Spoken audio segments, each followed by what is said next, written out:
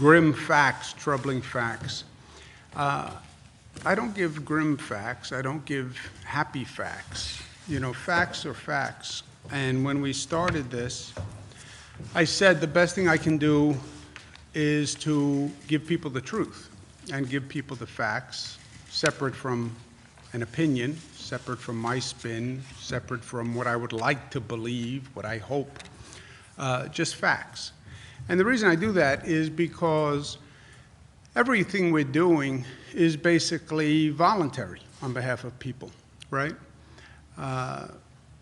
State government, local government, federal government doesn't have the power to enforce stay-at-home orders. If 19 million people said, I'm going out today, they would go out. But the belief was if they have the facts, if they understand the facts, they'll act prudently in connection with the facts. Now, some of the facts have been disturbing, some of the facts have been ugly, but those are the facts, and that's my job, is to present the facts as facts. If I have an editorial comment on the facts, I give it to you, but I want you to know that's my editorial comment versus what data or science will say. Also, our Muslim brothers and sisters begin the observation of Ramadan this evening, and we wish them all the best.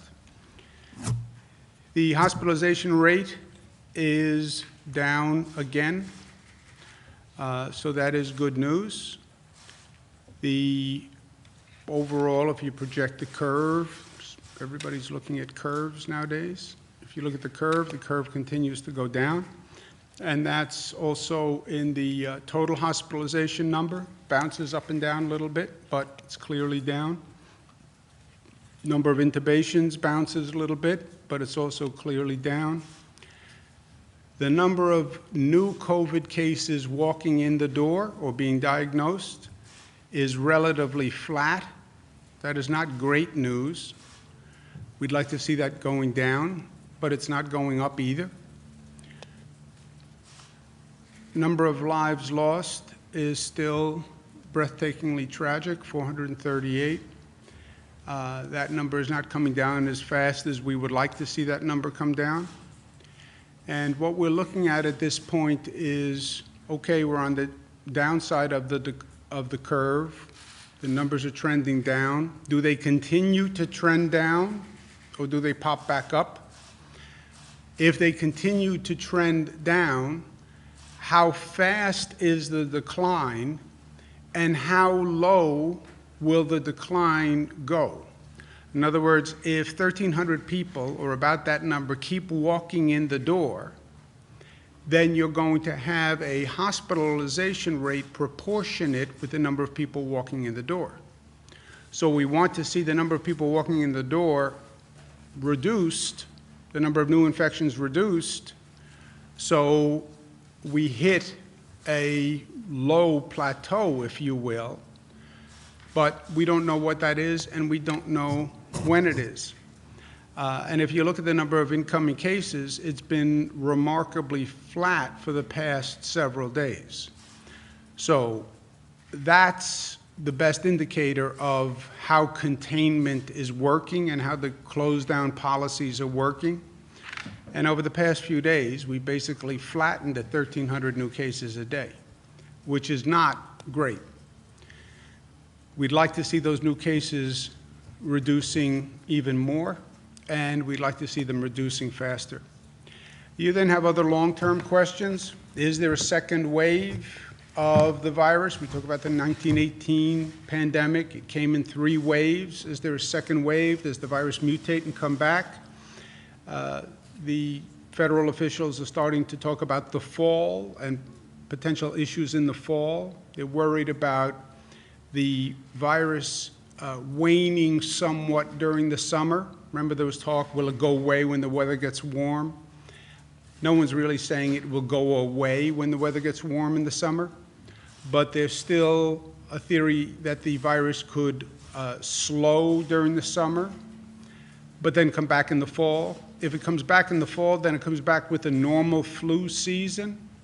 That's then problematic because you are then, quote unquote, testing for the flu and you're testing for COVID, on top of all the other tests you do, that could be a possible overwhelming of the testing system. If people could have the flu or could have COVID in the fall and they don't know which it is, they could get nervous and start going into the healthcare system, which could then bring back a capacity issue in the healthcare system. So that's something we have to worry about and watch. Nursing homes, they are our top priority. They have been from day one. Remember how the nursing home system works. They are private facilities. They get paid to provide a service. They get regulated by the state government. There are certain rules and regulations that they must follow, and we put in additional rules and regulations on nursing homes in the midst of this crisis. Staff must have appropriate PPE. They must have their temperatures checked before they come into the facility. There are no visitors who are coming into the facility, which is a tremendous hardship, but it's necessary to protect public health. If they have a COVID positive person in the facility, that person has to be in quarantine. They have to have separate staff for the COVID residents versus the non-COVID residents. If they can't care for the person in the facility, they have to transfer the person to another facility. The nursing home is responsible for providing appropriate care. If they cannot provide that care, then they have to transfer the person to another facility. They have to notify residents and family members within 24 hours if any resident tests positive for COVID, or if any resident suffers a COVID-related death. That is a regulation that they have to follow.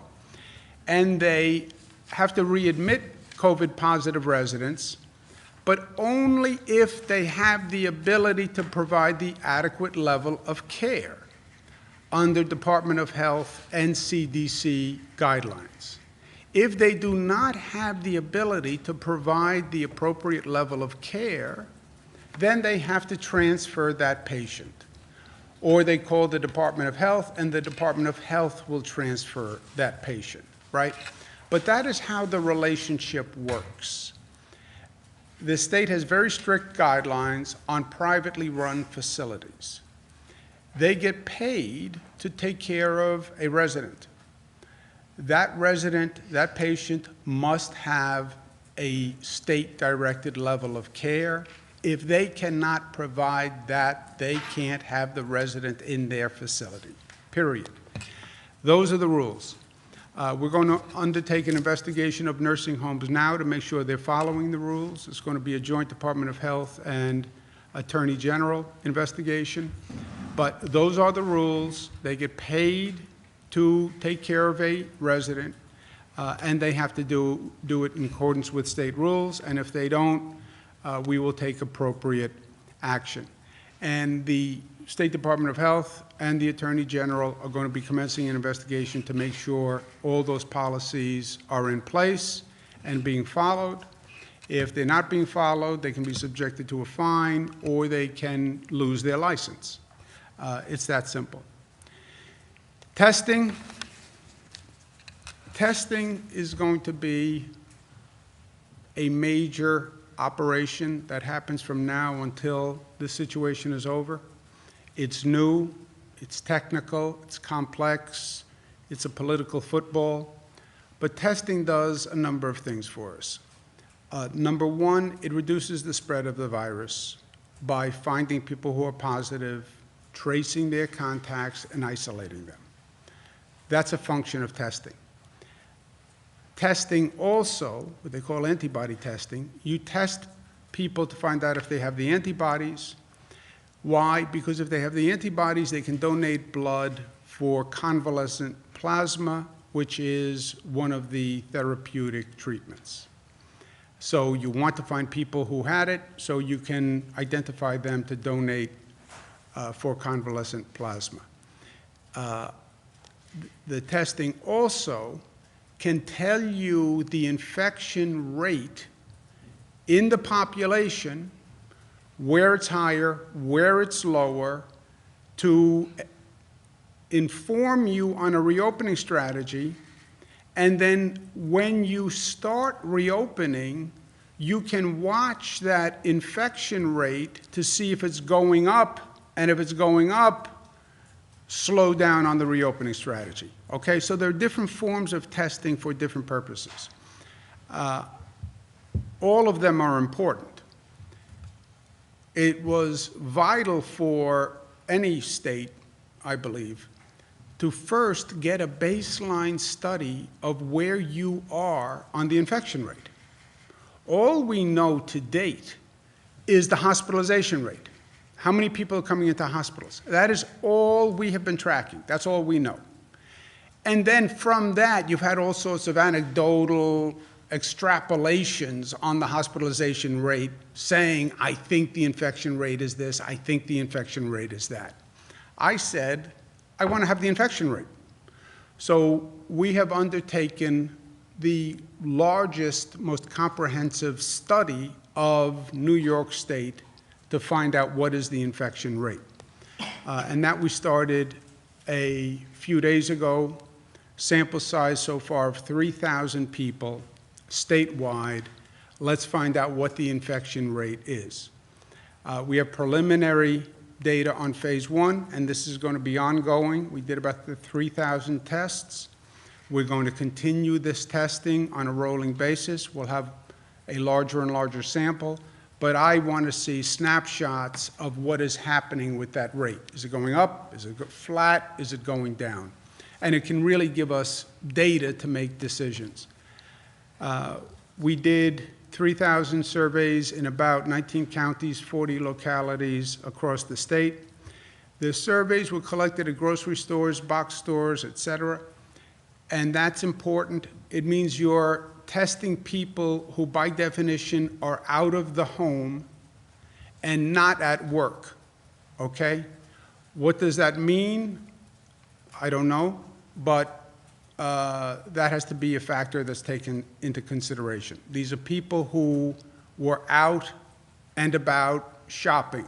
They were not people who were in their home. They are not people who were isolated. They're not people who were quarantined, who you could argue probably had a lower rate of infection because they wouldn't come out of the house. These are people who were outside. These are people who were not at work, so they're probably not essential workers, okay? So that has to be calibrated. But what we found so far is the statewide number is 13.9% tested positive for having the antibodies. What does that mean? It means these are people who were infected and who developed the antibodies to fight the infection. So they were infected 3 weeks ago, right? 4 weeks ago, 5 weeks ago, 6 weeks ago, but they had the virus, they developed the antibodies, and they are now, quote unquote, recovered. 13.9%, just about 14%. Breakdown male, female. Female, 12% positive. Males close to 16%, 15.9% positive. Regionally, Long Island at 16.7, New York City at 21.2, Westchester, Rockland 11.7, and rest of state 3.6. This basically quantifies what we've been seeing anecdotally and what we have known, but it puts numbers to it. Rest of the state is basically upstate New York, 3.6. It was been about 7-8% of the cases that we've had in the state. Westchester, Rockland, we had an initial significant problem. Remember, Westchester had the largest, hottest cluster in the country at one time. 11%, so it's literally somewhere in between. New York City, 21, which again supports what we knew anecdotally. Long Island, 16.7, so it's not that far behind New York City, and it is significantly worse than Westchester, Rockland. We've been talking about Westchester, Rockland, and Nassau, Suffolk basically is 1, but there is a variation with the Long Island numbers. By race, Asians, about 11.7%, African American, 22%, Latino, Hispanic, 22%, multi, none other, 22%, white, 9.1%. This reflects more the regional breakdown. African American and Latinos are, in this survey, disproportionately from New York City. And New York City is at 21%. So the African American number, Latino number is 22%. But, and the upstate whites, they're talking about more upstate, which is 9, but it's 3.6 in the survey. By age, nothing extraordinary here. We did not survey anyone under 18. So it starts with 18 years old. 18 to 24, 8%, 45 to 54, 16, 75 plus, 13, but it's a small percent of the total. Again, how many 75-year-olds were out shopping and about? That is the group that's supposed to be isolating, because they are the most vulnerable, 65 to 74 also. But that's the distribution. Again, the sample was by definition people who were outside the home, so we have to analyze that. What does that do to the numbers? But that is a factor that has to be taken into consideration. If the infection rate is 13.9%, then it changes the theories of what the death rate is if you get infected. 13% of the population is about 2.7 million people who have been infected.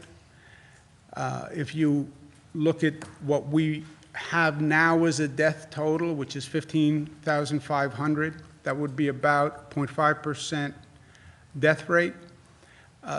But two big caveats. First, it's preliminary data. It's only 3,000. Well, 3,000 is a significant data set, but it's still preliminary. And when we say there are 15,500 deaths, that number is going to go up. Those deaths are only hospitalization or nursing home deaths. That does not have what are called at-home deaths, right? This doesn't include people who died in their home and were not in a hospital or a nursing home. We still have to compile all that data. And then the at-home deaths, you have to go back and try to find out what was the cause of death for those at-home deaths, and then add them to the number of deaths connected to COVID. It gets even more complicated because in California, they're now finding deaths that go back to last December or January that they believe were COVID-related. And people didn't even know about COVID at that time.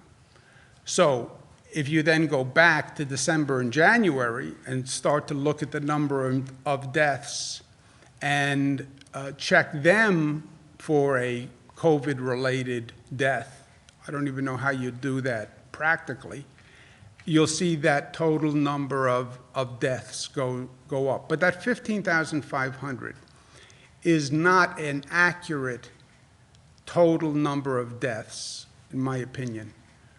Well, fact, it's not an accurate total number of deaths because it does not count in-home deaths, at-home deaths.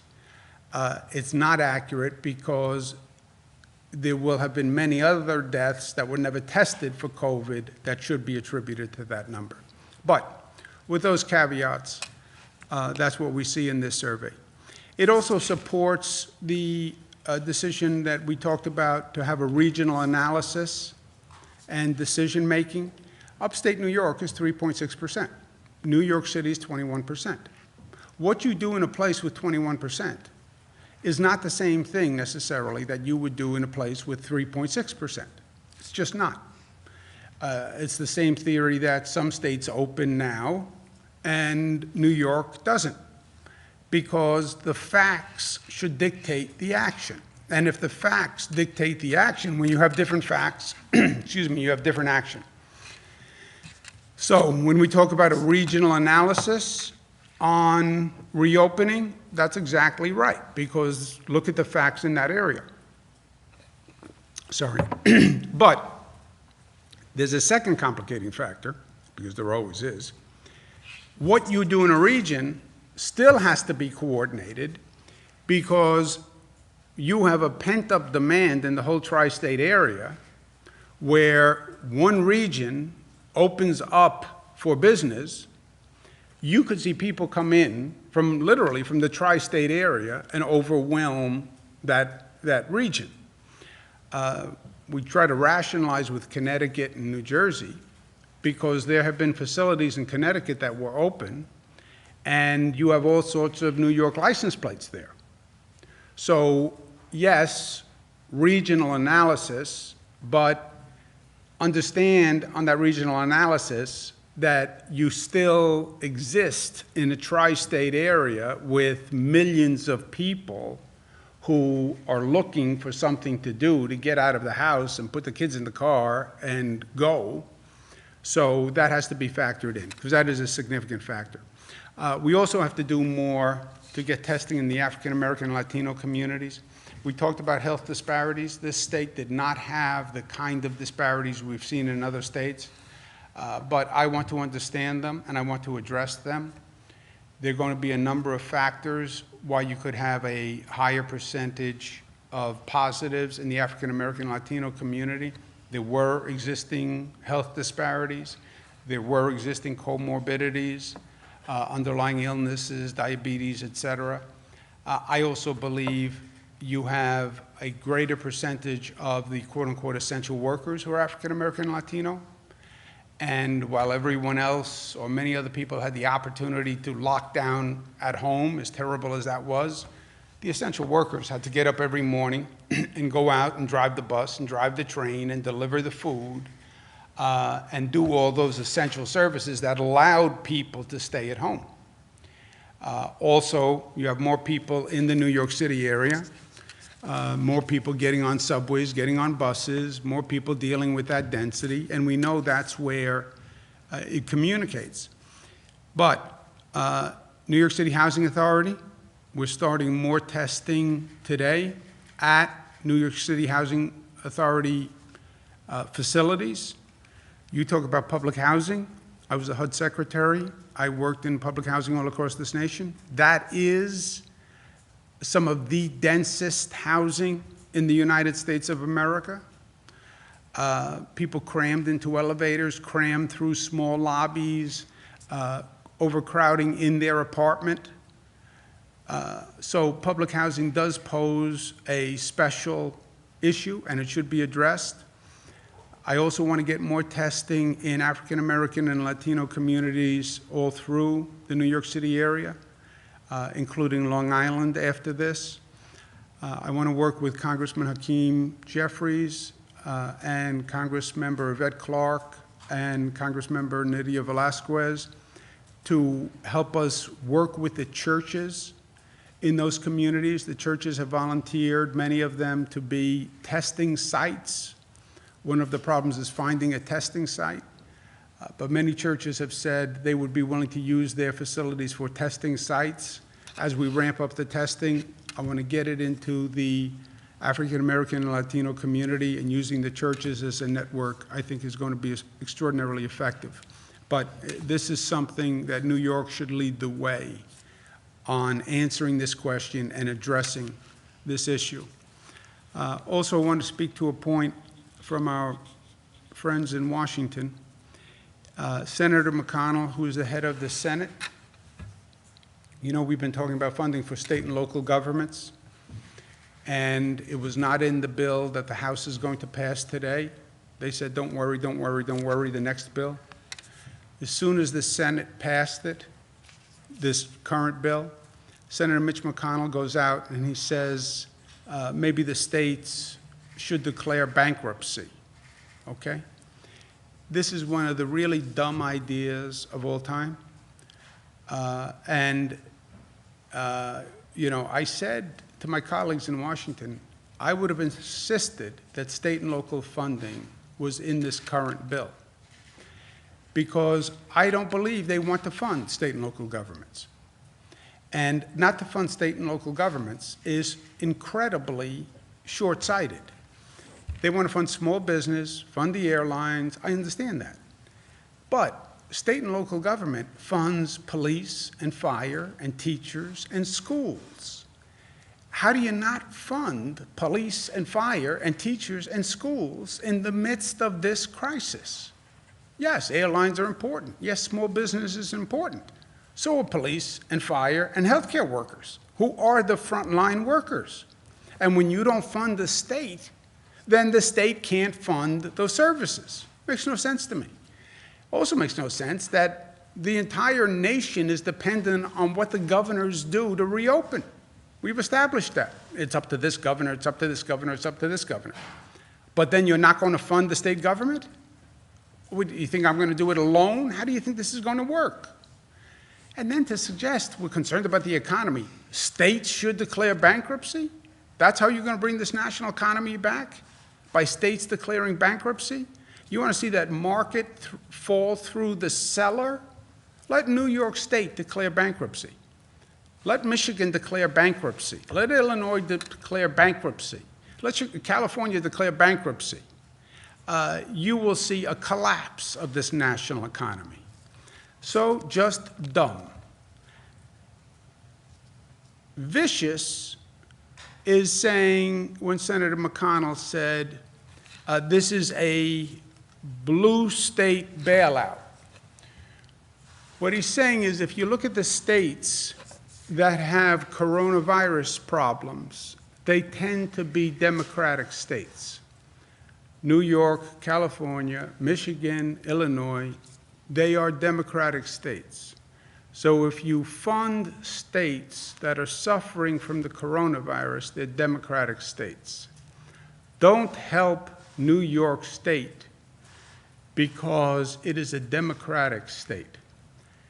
How ugly a thought.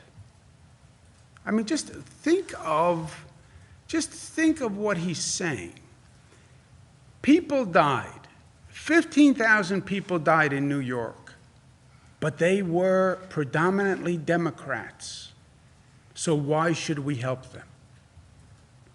I mean, for crying out loud, if there was ever a time you're going to put aside your pettiness and your partisanship and this political lens that you see the world through, Democrat and Republican, and we help Republicans, but we don't help Democrats.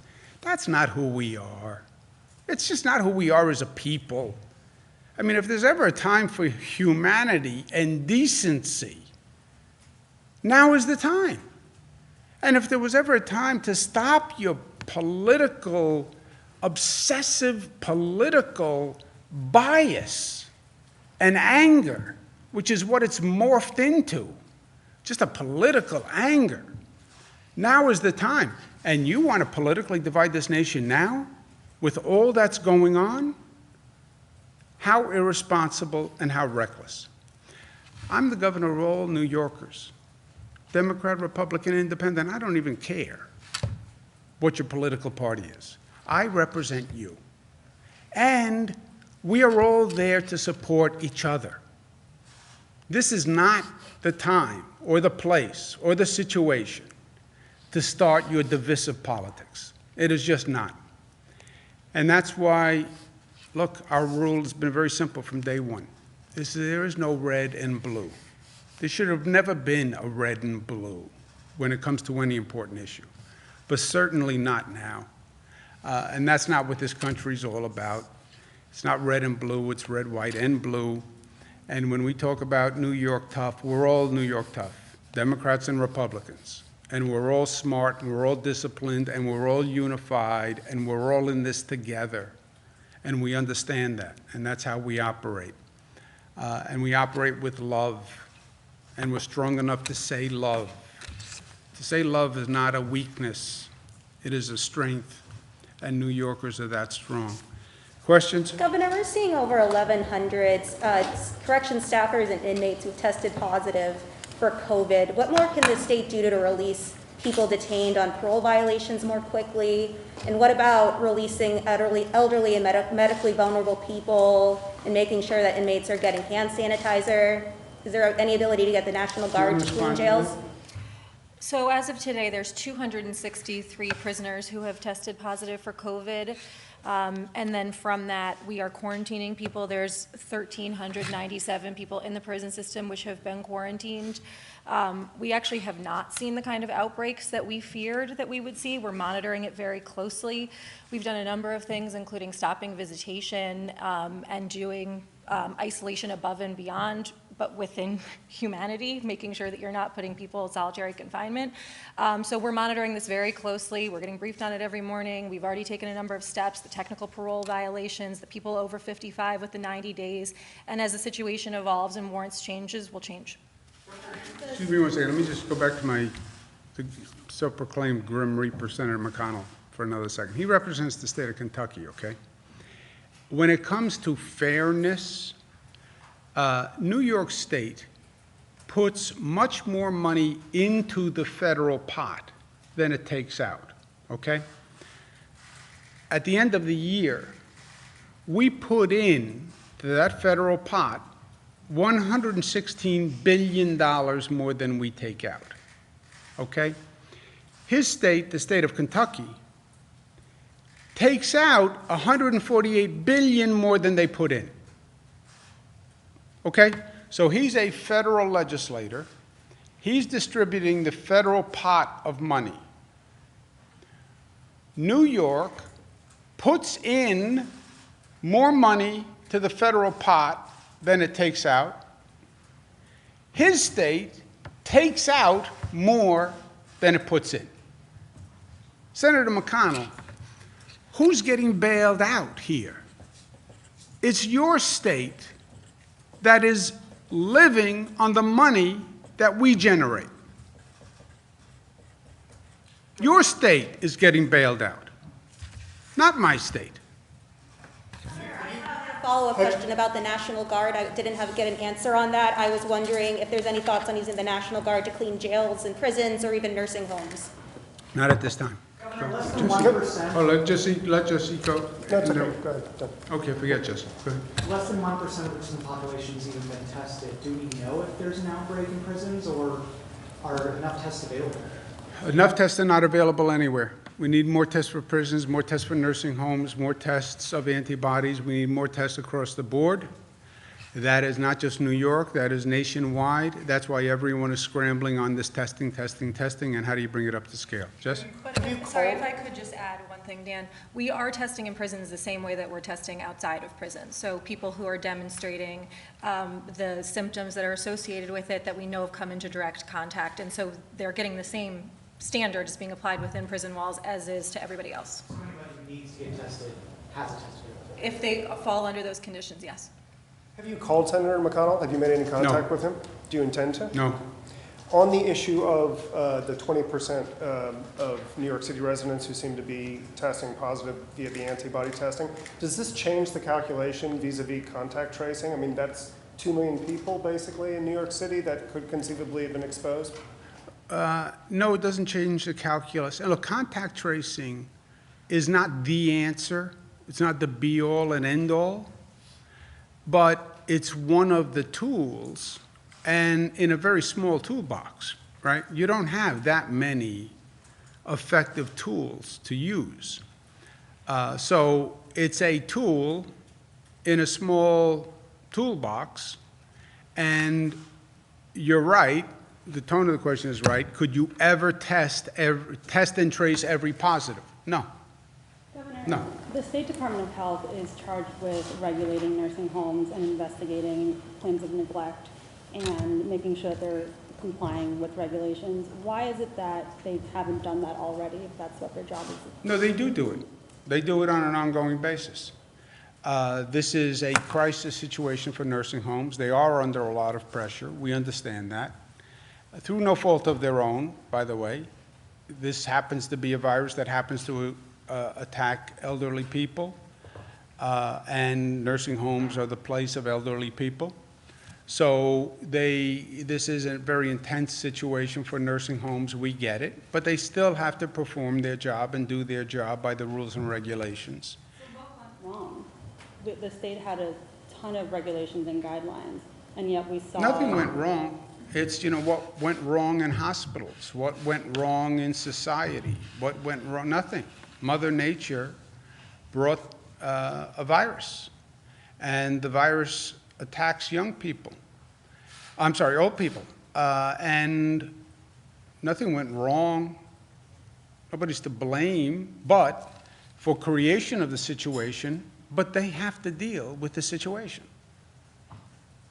Go ahead. Oh, no, you go ahead. Governor, the situation at the Rochester City Schools apparently is becoming increasingly critical. The school superintendent there has suggested he's going to leave at the end of June, and their finances, teetering as they were even before all of this, have gotten increasingly dire. Is there a concern that you have there, and is there anything that the state can do at this point on that? We've been talking about the Rochester School District for a few months. I don't think anything has happened recently. Rob, do you know? In the budget, we did give them some flexibility and gave them advance payments on their situation. I think the superintendent there had some desire to make some reductions. They're dealing with locally with the board on what they needed to do. We gave them some flexibility, and we gave them advance payments to the tune of close to $30 million in this budget so that they could use those tools. But like every other district, they're going to have problems. But they were actually treated and were given more flexibility than any other district in the state.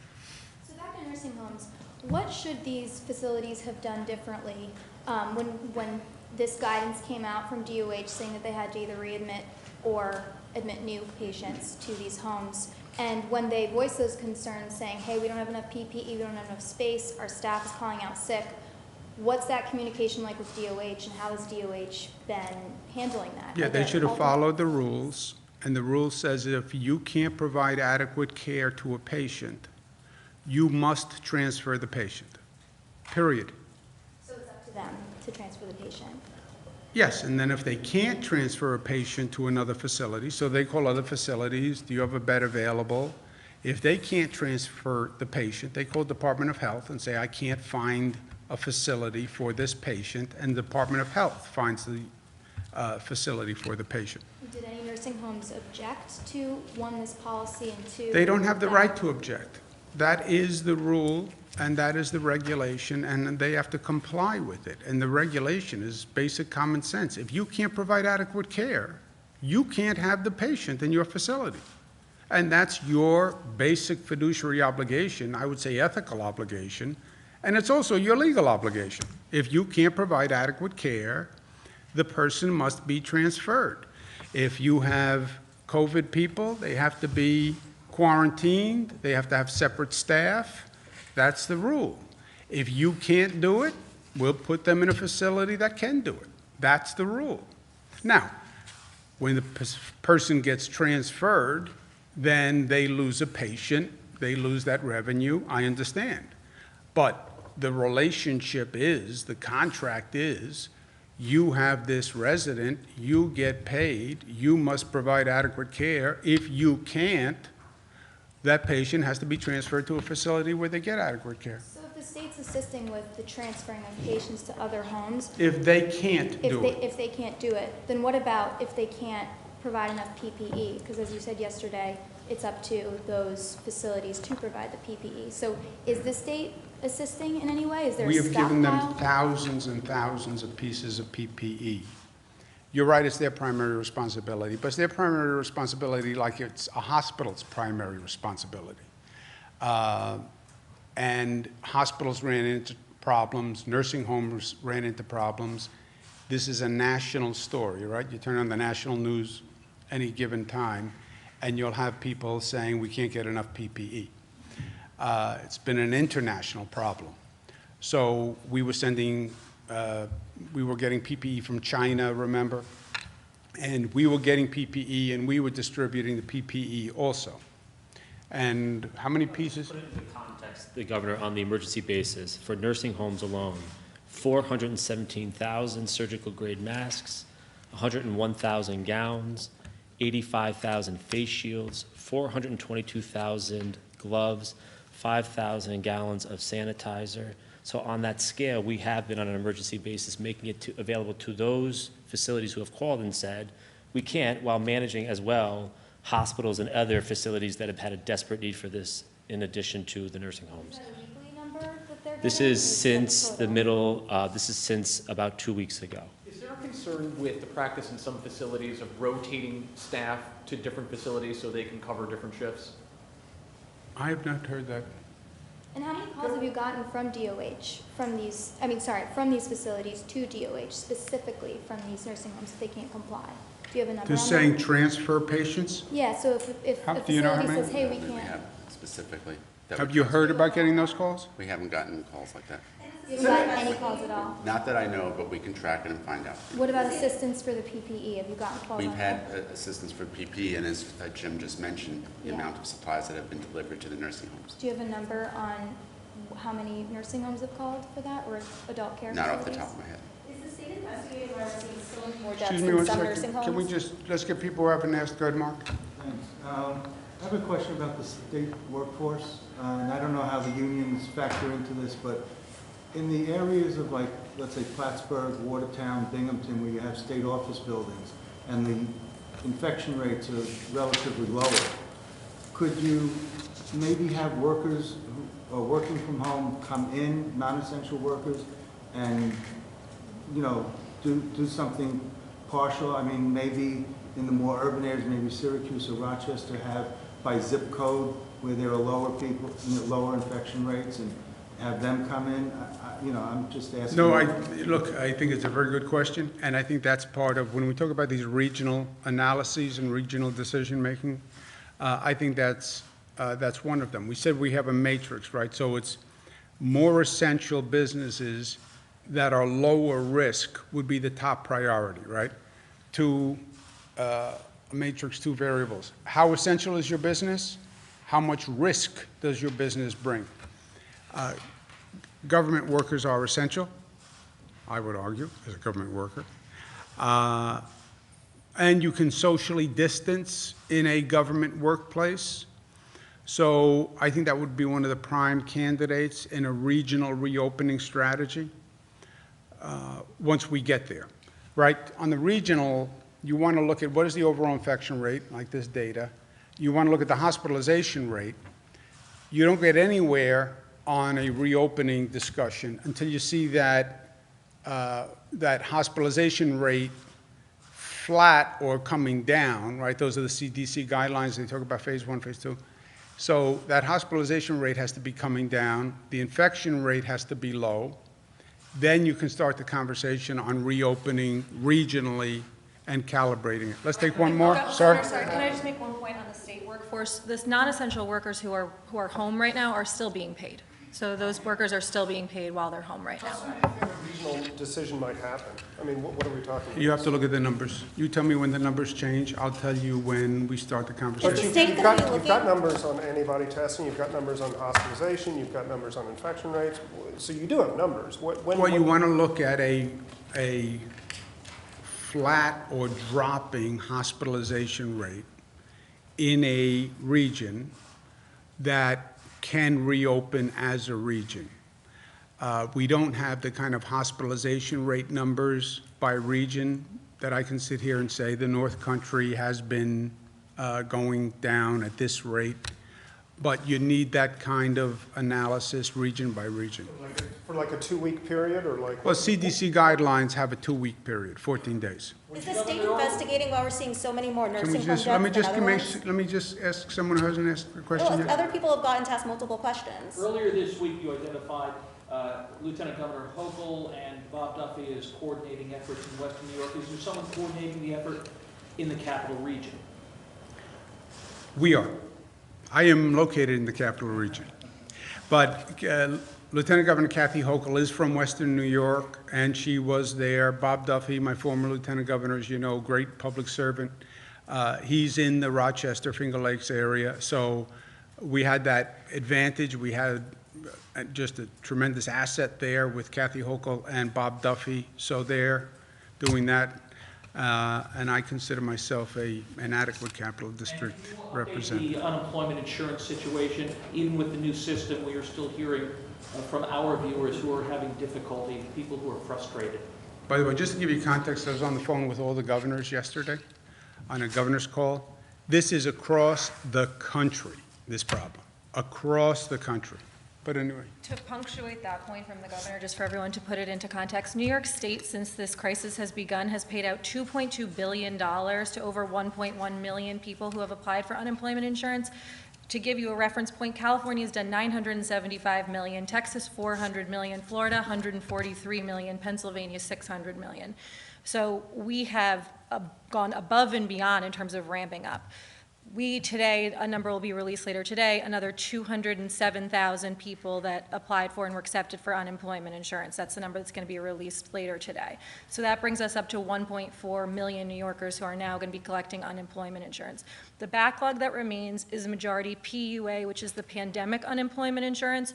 Those are the gig workers, contractors, self-employed, people who can't work because their kids' schools are closed, people who can't work because they've come into contact with someone who's COVID positive. That came out of the Federal CARES Act, which was passed on March 27th. That's where the majority of these complaints are coming from. And yes, those people have been out of work or hadn't been working since before then, but the federal law that was passed that enabled them to collect unemployment insurance didn't even go into effect until March 27th. The feds then put guidance out that said you have to apply for unemployment insurance, get rejected, and then apply for pandemic unemployment insurance, which was a complete disaster. We have now streamlined that process in New York. That was this past Monday. We rolled out the new form, which you apply one time, and then we make the determination which pot you go into. So now the majority of the backlog is from that category of people. And just to give you further context, California isn't even rolling out their ability to apply for PUA until April 28th, and Illinois not till May 11th. So I know that this is hard. It's terrible. You've lost your job. You're struggling to pay the bills. It's hard enough without having to deal with bureaucracy and red tape. This is on a scale this nation has never experienced. In New York, by comparison, is actually doing a tremendous job, and we just ask people to remain patient. We've now put 3,000 people on this issue, and we're going to continue to pound the phones and do the data input until it's all complete and everyone has what they need. Yeah, and just to put this in context, we have done far more, far faster than I think any other state in the country. And the number of people who have gotten assistance is mind-boggling. But none of that matters, right? For a person, there's only one check that matters, and that's their check. And I get that. And if they don't get their check, it doesn't matter that it was only March 27th, et cetera. And some states aren't even starting this yet. But people are anxious, and it's their check that matters to them. Again, the good news is it's not going to cost you any money because you will get the check. I know you want it today, but you will get it, and when you get it, it's the same dollar amount as if you got it today. I still want it today. I get it. But this is an impossible problem that they handed to the states. They just pass a law, just goes into effect March 27th. We have to figure out who's eligible, how it's administered, and then get a check out the door. It's an impossibility. It really is an impossibility. Hire 3,000 people to put together a system. But it is an impossibility. Again, the only good news is you're going to get the check. It's going to be the same dollar amount. Yes, I know you want it today. But we're getting it to you faster than probably any other state in the United States of America, which, as a governor, I feel good about. But from an individual who didn't get the check, none of it matters. You get the last question because of your undying patience. Will the state investigate why we're seeing so many more deaths in some nursing homes than others? You know, about 20 nursing homes have over 40 fatalities, 6 nursing homes have over 40. And, you know, when will New York also provide a plan to provide free child care to all essential workers across the state? Yes, that is going to be one of the criteria for the investigation that the Department of Health and the Attorney General are undertaking. Thank you, guys. Thank you very much.